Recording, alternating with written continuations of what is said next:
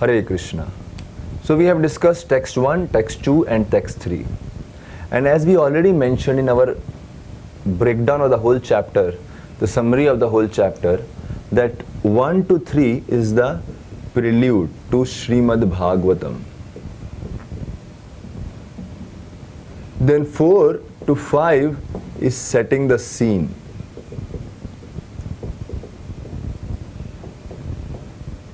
And then 6 to 8 is qualifications of Suta Goswami, of Srila Suta Goswami. And then after that, 9 to 23 are the questions by the sages, as the name of the chapter indicates. So with this breakdown, now we are at text 4.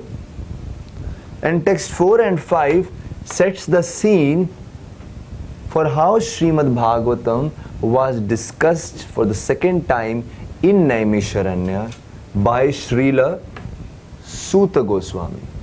Now Suta Goswami had heard while Shukdev Goswami spoke to Parikshit Maharaj. So when he comes and meets the assembly of sages at Naimisharanya, all the sages want to hear the mature knowledge of Suta Goswami after hearing from Shukdev Goswami. Now all the sages who are assembled at Naimisharanya, so the scene is that sages are assembled at Naimisharanya. Now when the sages are assembled and Suta Goswami arrives there as a speaker,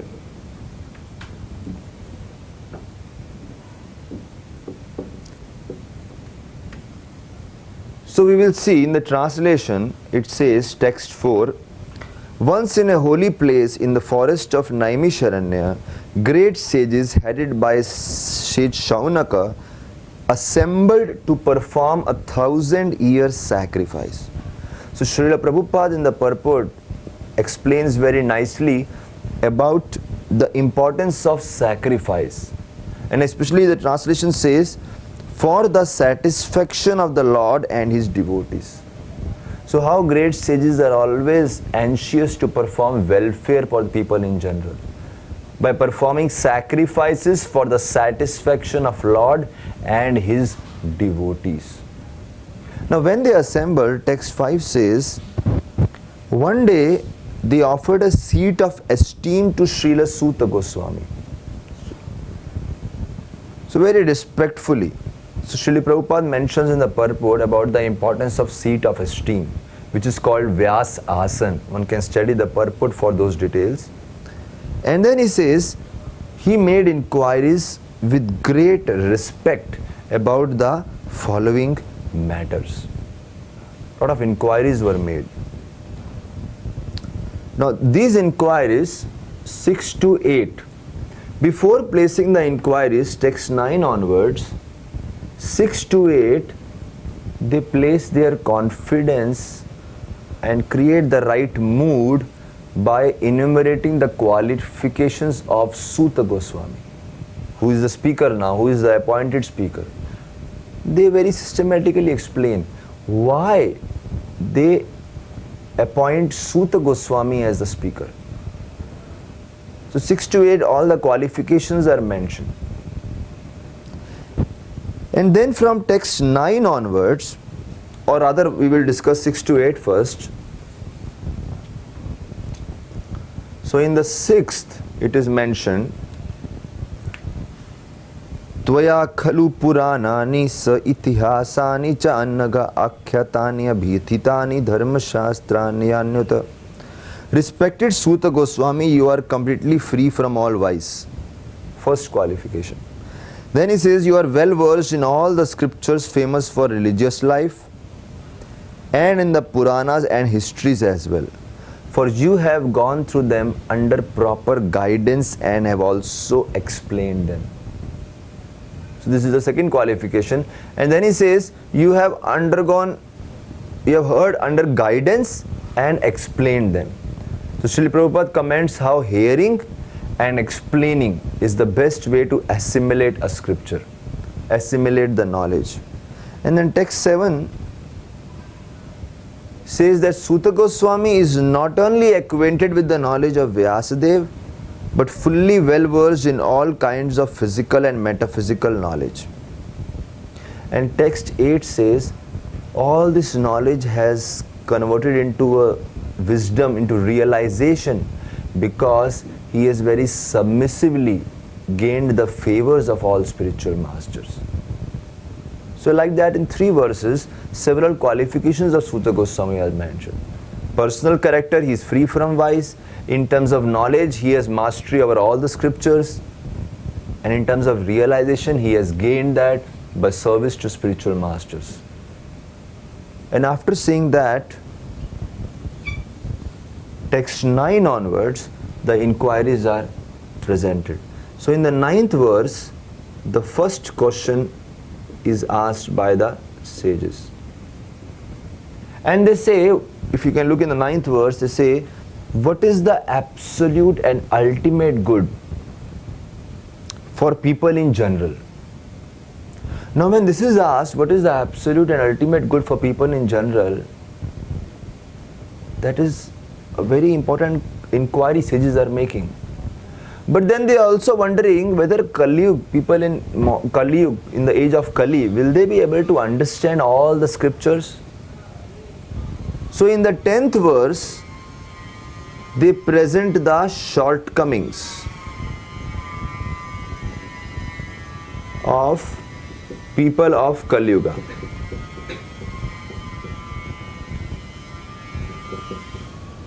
Because they have so many shortcomings. In text 10 it is explained, people have short lives. They live for a very short time. Age is very short. Not only that, whatever small time they have, they are quarrelsome. They often land up in so many conflicts. Whatever good times they have, they are lazy. Okay, whatever time they want to give, they are less intelligent. And even if they have some intelligence, they are unfortunate. They are misled by so many cheating religious systems.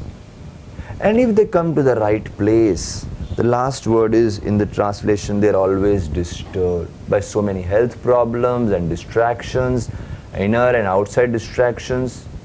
So therefore, the next question, 11th verse, they place the second question, that please do not tell us all the scriptures. People in Kali Yuga will not be able to understand that. It's too complicated. So please tell us the essence of all scriptures. So first question is absolute and ultimate good. Second question is what is the essence of all scriptures. And then in the 12th verse, Suta janasi bhadram te bhagvana satvatam pati devakyam vasudevasya jato yasya chikirshaya. For what purpose personality of Godhead appeared in the womb of Devaki as the son of Vasudeva? So it is about birth of Supreme Lord Shri Krishna.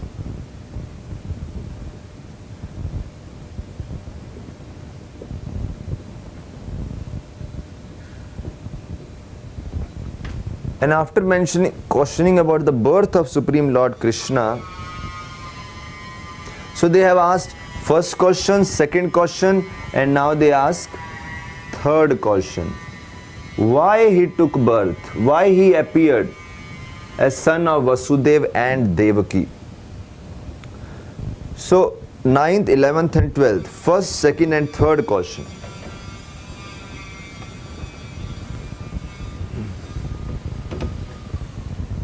And after asking that, in 13th to 16th, they do not ask any question. They mainly express their enthusiasm in so many different ways. They create a right mood for Suta Goswami to speak by declaring how enthusiastic and how much confidence and how much faith they have in the subject matter which they are expecting to discuss.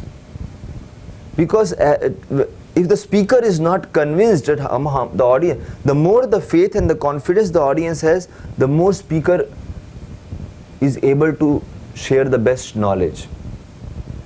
The more speaker gets enthused to share the knowledge. So in 13th, 14th, 15th and 16th, they place their confidence, they express their enthusiasm. We will discuss how. But after that, this 17th, they ask their fourth question.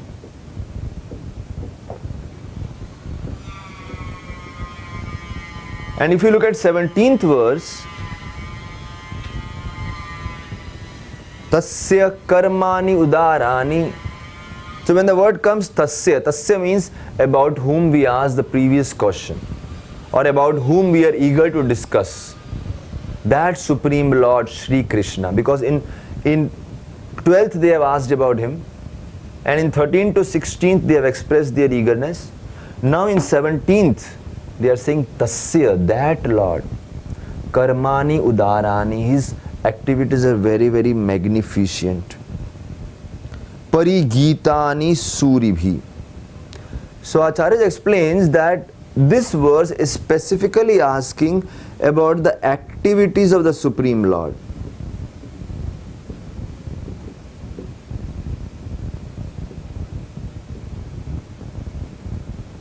With respect to material creation and spiritual creation.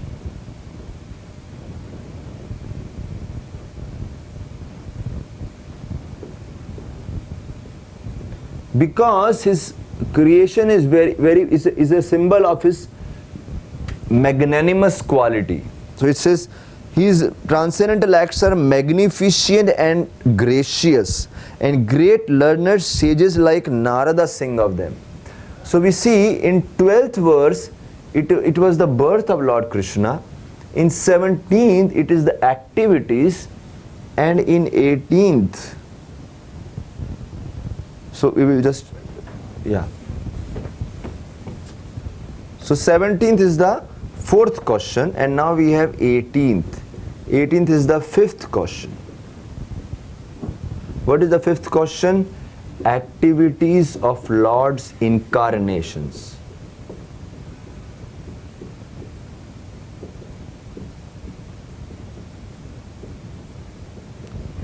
So we have questions about, first question was absolute and ultimate good. Next question was what is the essence of all scriptures. Third was about the birth of Lord Krishna, why he appeared as son of Vasudeva and Devaki. Fourth is activities of Lord Krishna, he is magnificent and gracious.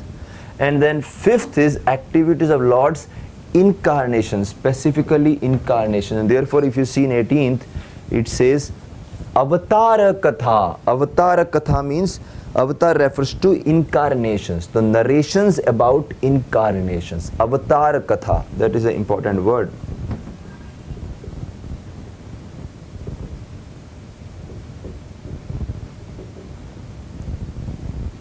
And then again, as we saw, 13th to 16th, they had expressed their eagerness, enthusiasm.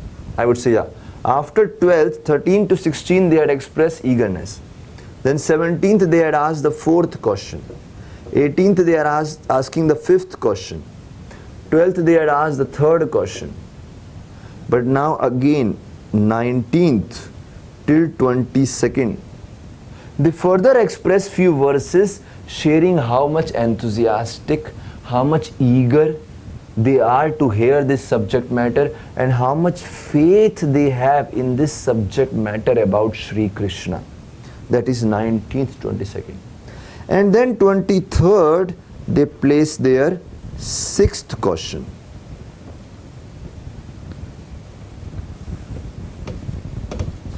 And what is the sixth question? In the 23rd verse, let us look at that.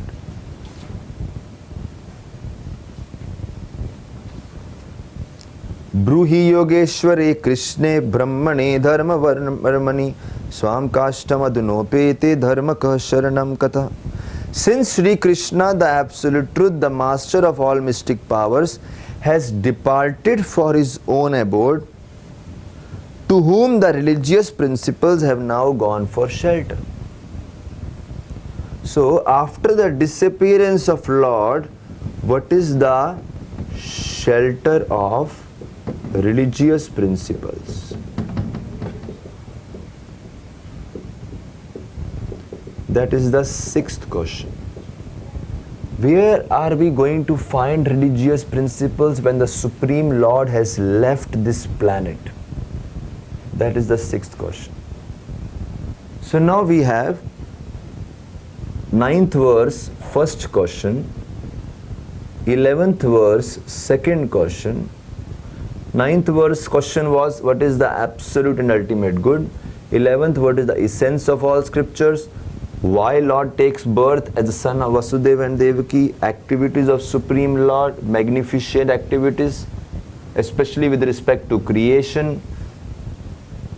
Activities of Lord's incarnations. So birth of Lord, activities of Lord, activities of Lord's incarnations.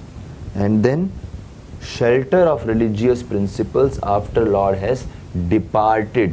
So Lord's appearance, Lord's activities, incarnations activities, disappearance.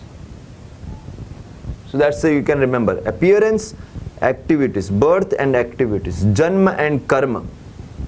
Then karma of incarnation. And after karma, when Lord disappears, where are we going to find the Lord? Where are we going to find shelter? That way 6 questions are organized.